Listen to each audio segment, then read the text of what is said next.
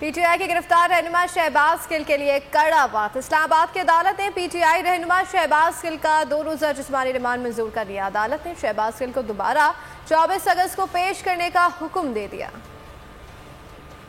मुश्किलें अभी और भी हैं इस राह में। शहबाज गिल एक बार फिर अदालत में पेश, 2 रोजा जिस्मानी रिमांड दे दिया गया। इस्लामाबाद के डिस्ट्रिक्ट एंड सेशन कोर्ट में पीटीआई रहनुमा शहबाज गिल के केस की समाअत हुई। अदालत ने शहबाज गिल को पेश करने का हुक्म दिया था, जिस पर पुलिस ने पीटीआई रहनुमा को अदालत में पेश कर दिया।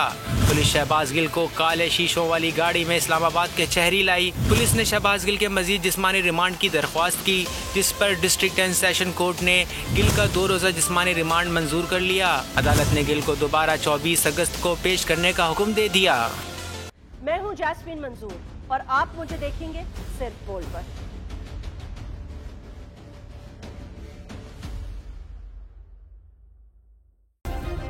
सब्सक्राइब करें और बेल दबाएं ताकि कोई खबर रह न जाए।